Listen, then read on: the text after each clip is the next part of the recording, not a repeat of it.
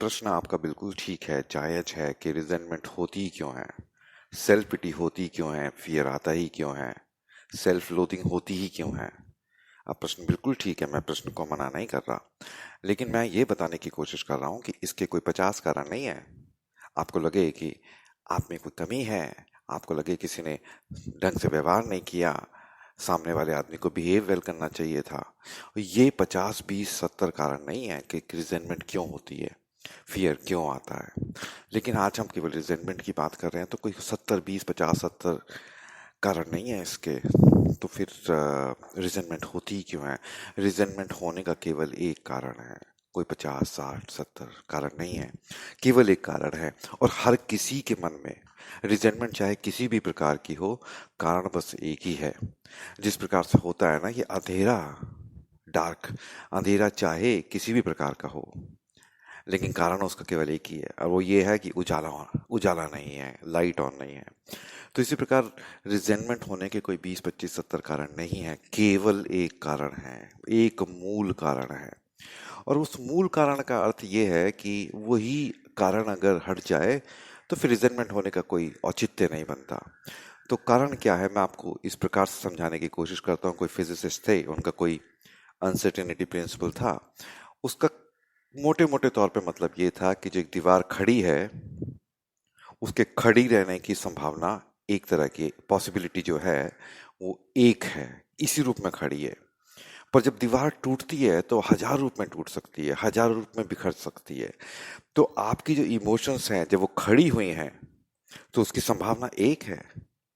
जब वो सही दिशा में है तो एक दिशा है, और भटकी हुई दिशा तो हजार दिशाएं होती हैं। यदि आप सही दिशा में जा रहे हैं, एक लाइन जो है वो सीधी खींची जा सकती है एक पर्टिकुलर दिशा में, एक पर्टिकुलर पॉसिबिलिटी में। लेकिन जब वो टेढ़ी खींचनी होती है तो उसकी हजार पॉसिबिलिटीज होती हैं। इसी तरह से रिजेंटमेंट, फियर और दूसरी तरह की चीजें हैं, जो हमारी भावनाएं हैं, हमारी जो सोच है, वो सही तो केवल एक पर्टिकुलर दिशा में है, लेकिन वो गलत हजार दिशा में हो सकती है।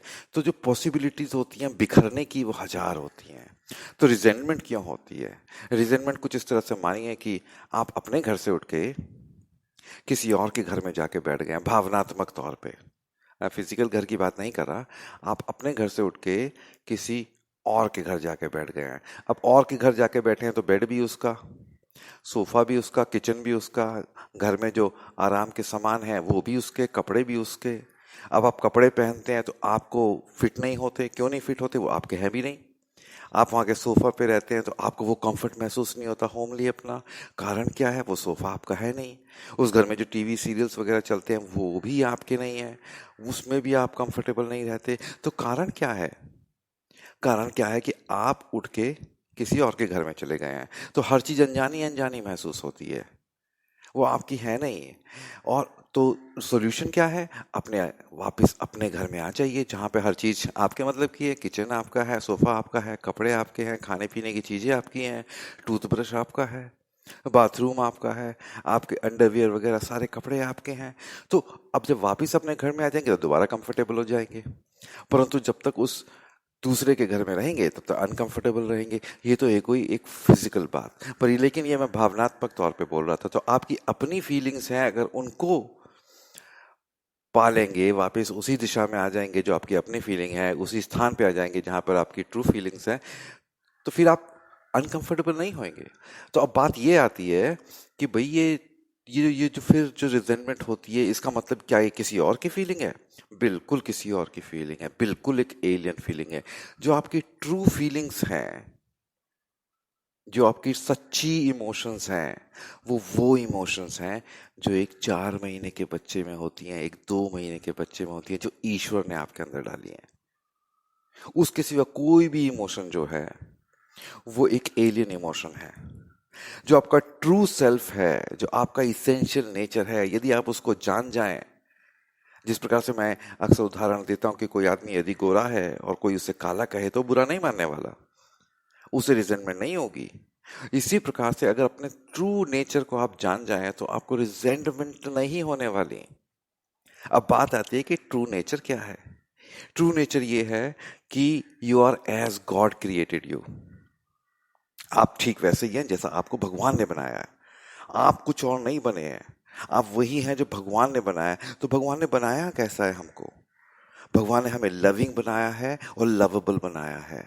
एक चीज जो हम जो भी करते हैं, we do it in order to get love and in order to love.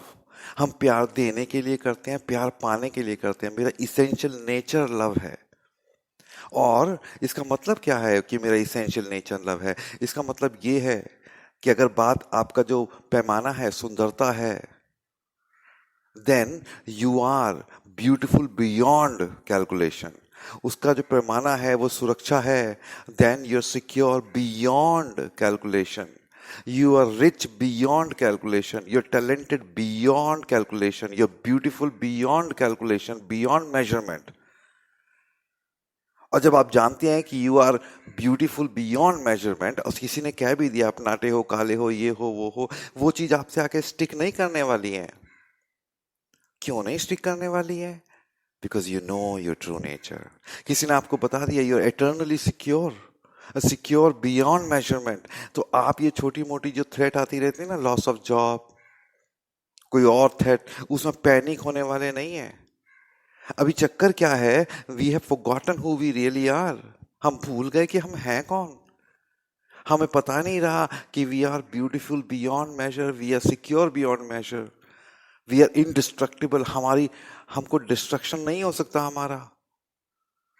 We are love, we are part of God, we are God in our deepest self. ऐसी स्थिति में जब we are God in our deepest self, so nothing of value can ever be threatened.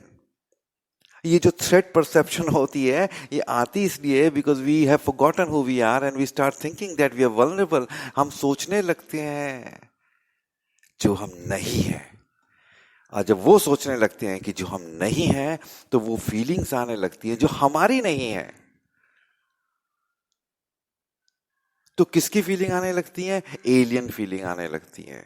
वो कौन सी feeling आने लगती है? Fear, resentment, self pity, self loathing, या और कोई फीलिंग। क्योंकि we have forgotten who we are. For example, just know आप बहुत सुंदर हैं, कैलकुलेट नहीं हो सकता है, इटर्नली सुंदर है। अब क्यों सुंदर है? क्योंकि आपको बनाया किसने है? ऊपर वाले ने। तो आप इटर्नली सुंदर हैं। कोई आपसे कहता है आप बदसूरत हैं, तो आप हंसेंगे। It will just become a joke, you will not attach to it. आप इससे जुड़ेंगे नहीं, इस फीलिंग से, या कि चिपकेगी नहीं आपके पास ऊपर। कारण क्या है? बिकॉज आपको पता है कि आप कौन है। आप मान के चलिए कि आप बहुत बहुत बहुत बहुत बहुत बहुत ही एजुकेटेड आदमी है। अब आप बहुत ही एजुकेटेड आदमी है, आप जा रहे हैं, किसी ने ऐसी कह दी गंवार, अनपढ़, and you're a PhD holder, you will just smile at that person. वो नहीं लगेगा आपको, परंतु आपको खुद लगता है कि आप पढ़े लिखे नहीं हैं और इस कारण से कमजोर हैं।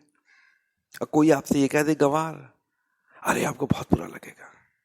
अब बुरा किस लिए लग रहा है? क्योंकि अब आपको अपना जो इसेंशियल नेचर है कि आप सब कुछ जानने वाले हैं, यूर ऑल नोइंग, आपके पास सारा, आप खुद ही बुद्ध है।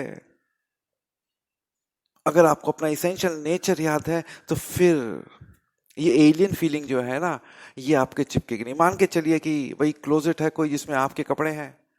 अब आपने कपड़े पहन लिए हैं, है ना। अब आपको पता है अच्छी तरह कि आपके कपड़े कौन से हैं। कोई आदमी बाहर से एक शर्ट लेके आए और कहे कि ये शर्ट आपके ऊपर आप पहन लीजिए, ये शर्ट आपकी है, तो आप मानने वाले नहीं ना। आपको तो पता है ना कि आपकी आपकी अपनी शर्ट कौन सी है। तो अगर आपकी अपनी फीलिंग कौन सी है, ये कि आप इंडिस्ट्रक्टेबल हैं, आप ऑल नोइंग हैं, सब जानते हैं।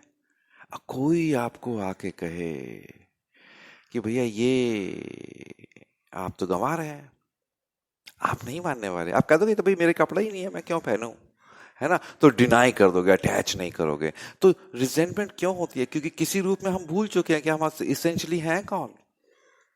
जब हमें याद आने लगता है कि हम कौन है, हमारा इमोशनल होम क्या है हमारी, तो हमें ऑटोमेटिकली एक स्टेबिलिटी मिलती है। भाई अपने घर में तो आके आराम से बैठ ही सकते हो ना। जब अपनी फीलिंग मिल जाती है तो you become comfortable in it, and resentment has no way.